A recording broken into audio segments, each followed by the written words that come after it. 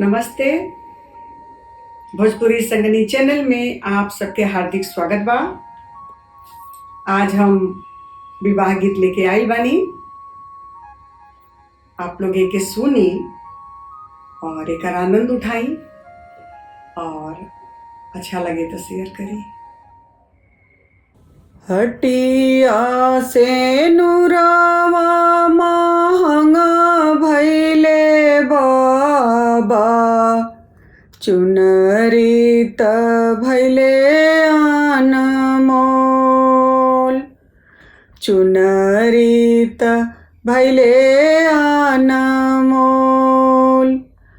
चुटकी भर से नूरा के कारण ए बाबा, चुटकी भर से नूरा के कारण ए बाबा, छोड़ब गौआ तोहार, छोड़ब गौआ तोहार।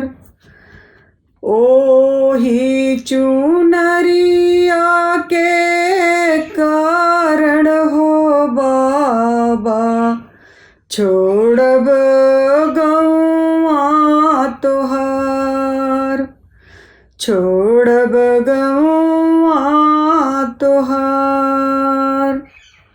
बाबा त दी हैं सवा मान सोनावा, बाबा त दी हैं सवा मान सोनावा।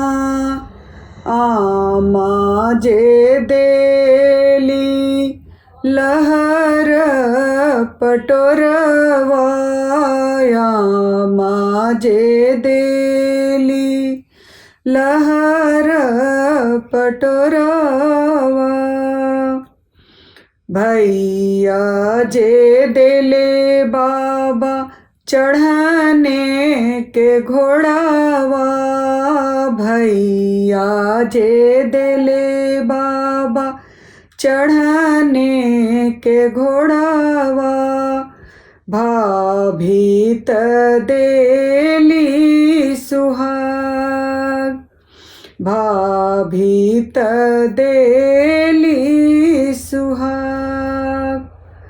बाबा का सोनावा नवा दिन खइबो, बाबा के सोनावा नवा दिन खइबो।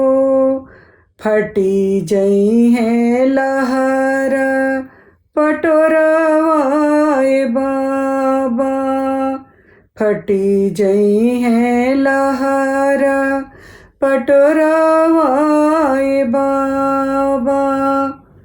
भैया के घोड़वा नगर फेरी देबो, भैया के घोड़वा नगर फेरी देबो।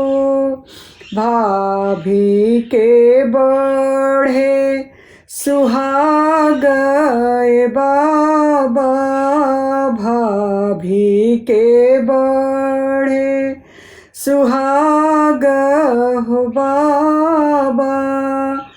हटिया से नुरवा महंगा भैले चाचा, हटिया से नुरवा महंगा भैले भैया। चुनरी त भैले आना मोल हो, चुनरी त भैले अनमोल। आप सबके विवाह बैठकी कैसन लगल?